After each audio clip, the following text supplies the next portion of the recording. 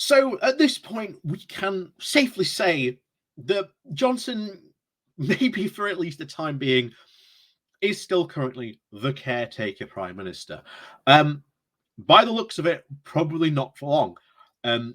Odds are, at the moment, probably going to be replaced by either Penny Mordaunt or Liz Truss, depending certainly how the debates shake out and potentially what could happen in the next couple of days. Like I say, maybe who knows? Maybe Liz Truss does a really bad interview or gets asked a question and just can't seem to be able to answer it. You never really can tell, but you also don't know what type of scandals or anything like that will certainly crop up. You also have the case of what if, for example, Johnson decides to get involved in this leadership race and starts to maybe attack Liz Truss. After all, she was in his cabinet. And if Johnson maybe suggests that, or at least as we've seen potentially in the past, Truss may want to distance herself from Johnson. So that is a possibility. And if Johnson sees that as, well, potential disloyalty, make no mistake about it. We have seen throughout all of Johnson's time as prime minister, he is it's built into his very nature, pardon me, to go and take revenge. So if during these debates, Truss distances herself from Johnson in a way that he doesn't like, he will certainly take that very, very personally and could very, very easily start to go after her. But of course, what's next for Johnson? Well, we'll get onto that in a bit. But first, before that, please do remember to hit that like, share, and subscribe button. And of course, down below, there are links to my Patreon page and a website link called Buy Me Coffee, where you can, well, buy me coffee. And as always, thank you very much to all those people who do help and support the channel that way. So, what really is next for Johnson? Well, indeed. Before we get to that, just yesterday, there was a documentary on ITV about Johnson's premiership, and especially sort of the final days. And there was some interesting allegations, and we have to say allegations at this point, thrown at Johnson, although bear in mind, these will probably come out very, very soon, that this environment that he built in Downing Street was incredibly toxic, incredibly like a lads culture, described as almost working in 10 Downing Street was described by one individual as a lads down the pub type scenario. And if you weren't one of the lads, you were certainly in for a very rough time. So that's certainly one thing that is going to, I think, probably erupt in the next couple of days. Not only that, you have the Standards Committee. Because Johnson is not standing down as an MP, he's going to the backbenchers. Johnson is going to really attract like a lightning bolt this Standards Committee.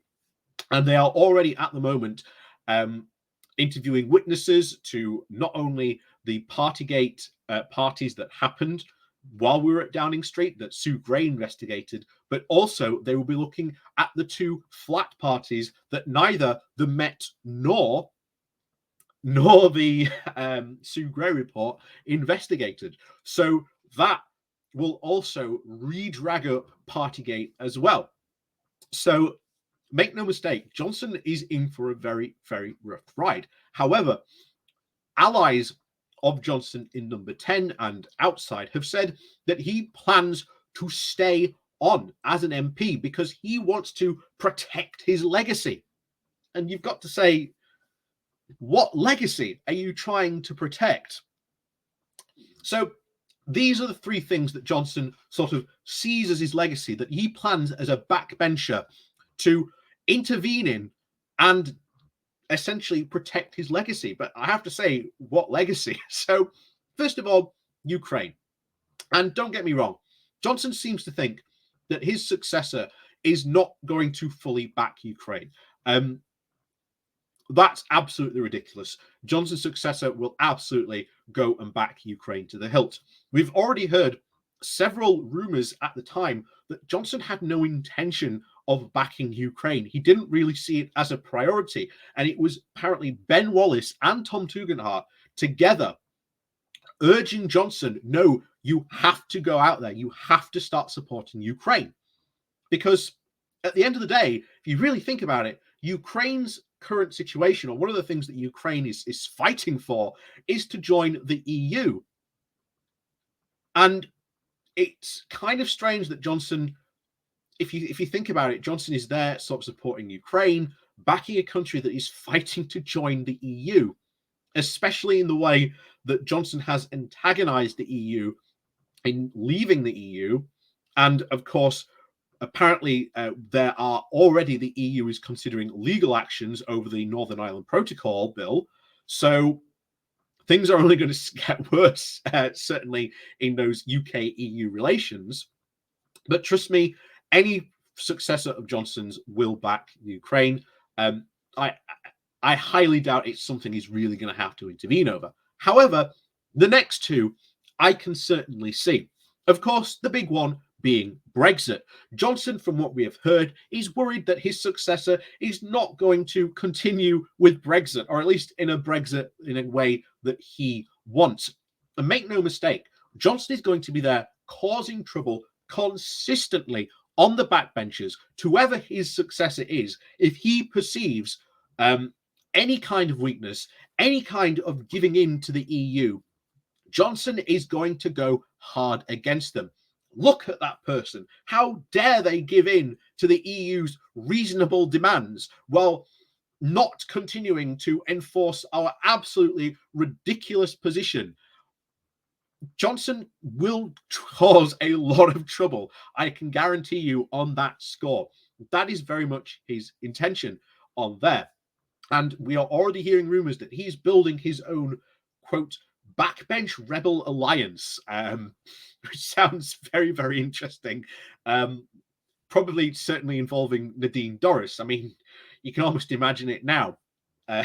Boris Johnson as Luke Skywalker and Nadine Dorries as Princess Leia. Certainly a very, very odd Star Wars spin-off indeed. But that is something that he is going to cause trouble on, just as we have seen Frost very recently lay into Penny Mordaunt over those recent concerns as well, calling her weak in responding to the EU. And Johnson will probably do the same on the backbenches as well to his successor. And of course, the final and third thing that Johnson sees as his big grand legacy is levelling up. Remember, Johnson was able to appeal into the areas of the north for a couple of reasons. First of all, the big Brexit vote. He managed to get all those UKIPers and the Conservatives, and even some in the Labour Party who wanted Brexit, onto that Conservative ticket. Now, of course, Brexit at this point has been done. And you've also got the other thing that he was able to appeal for, was he was able to pull a lot of those people who were sort of centrists or left centrists who really didn't like Corbyn onto his ticket as well. So he certainly wants to try and preserve that legacy, and make no mistake, during the next general election, he will be dispatched to the north to try and secure the Red Wall. But also, he wants to see levelling up continue. He sees that as his big, grand legacy. But already during Johnson's administration, levelling up was pretty much abandoned. Levelling up white paper itself was completely a complete shambolic mess, with the first two chapters saying, this is how bad the UK situation is, and then this is how much money we need, and then the third chapter being, well, we're barely going to give you the money that you actually need. Not to mention how levelling up is actually going in the north. Nothing's happening. No money is being spent. All this money for levelling up was money that already existed that has now been relabeled to other projects under the levelling up brand. Levelling up has already failed, but Johnson will see it as his mission to continue this levelling up program and will almost certainly cause a lot of trouble for his predecessors if he can sort of get away and attack them on not continuing to level up. And ultimately, that will be his big grand plan, to use these three planks of attack to attack his successor and maybe cause enough commotion within the Conservative Party to maybe, shall we say, do this entire song and dance again in another 6 months' time. So, as always, thank you very much for watching. Please do remember to hit that like, share, and subscribe button. And of course, down below there is a link to my Patreon page and a one-off donation link called Buy Me Coffee, where you can, well, buy me coffee. And as always, thank you very much for watching, and we'll see you all next time.